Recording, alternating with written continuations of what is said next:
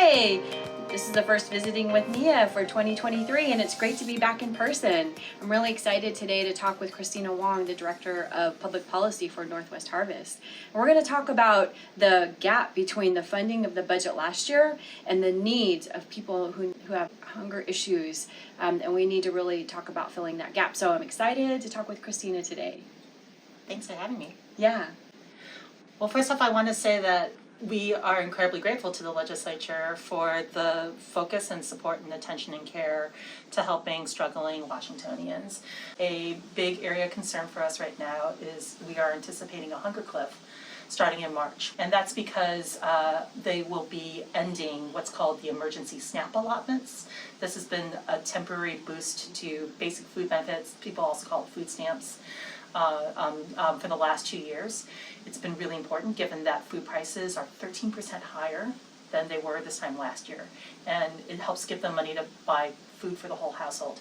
And those benefits will be coming to an end in March. How much did we expect to have every month before this cliff when it comes to SNAP benefits? It will mean on average a loss in benefits of about $82 per month.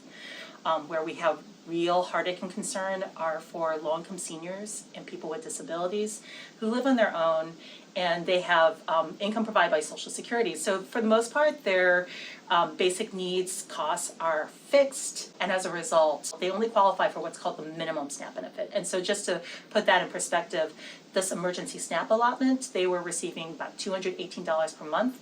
Now it's going to drop down to just $23 per month. And the state had what, 86 or 80? Up to $93 million a month of lost benefits that Washingtonians were getting.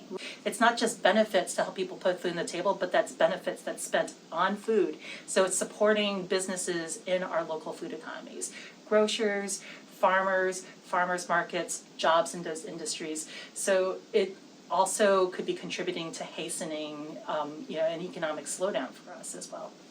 You know, there's a group of us who call ourselves the food fighters, and oftentimes this is where we step in and we try to help out and figure out what we need to do on the ground. I've heard stories that the shelves in the food banks are empty, and so many of our communities really rely on that as a resource. We talk about the safety net oftentimes in hospitals, but this is truly a safety net. Mm-hmm. What's happening out there, Christina? At Northwest Harvest, we are a statewide food bank and food justice organization. We work with over 400 food distribution partners throughout the state.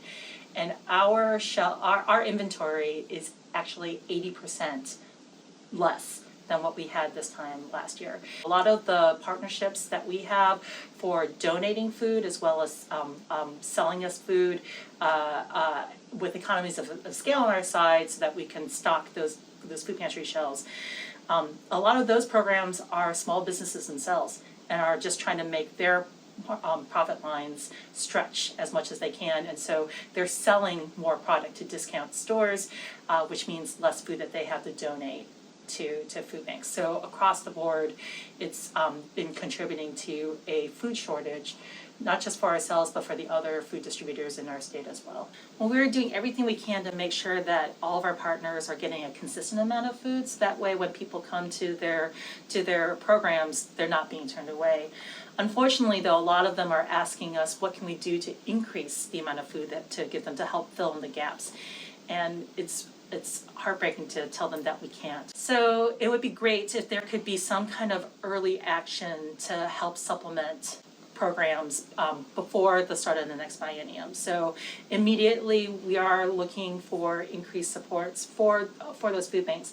But also, what can we do looking at other parts of our social safety net that can help take the pressure off of food banks?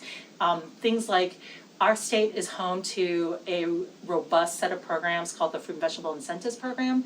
So when people are using those SNAP benefits at grocery stores or farmers markets, then they get matching dollars so that they can buy more fruits and vegetables. And that is a program that if there's some added money right now that's added into that, then that can help make up for some of the loss in those benefits to key households, help them stretch those benefits further. We've got early action work so that we can ensure that we close the gap between the last budget and this next budget.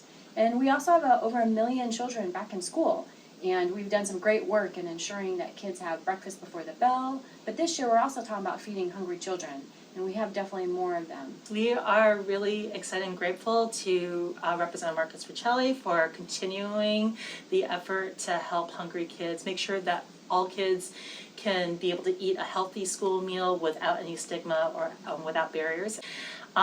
Just to tie it back to what we were talking about, how families are struggling with higher food costs. Families and food banks are struggling with higher food costs, higher operations costs. The school meals also helps out families as well. So let's just take care of the kids. Make sure that all kids can access that healthy meal, help keep them focused on learning during the school day, and make the most out of their education and past 1238. It sounds like we've got some work to do, and direct dollars to people, I think, where they are is truly the answer to some of the safety net issues. So thank you so much for joining today. Thank you. Yeah. And we love our food fighters. Thank you all.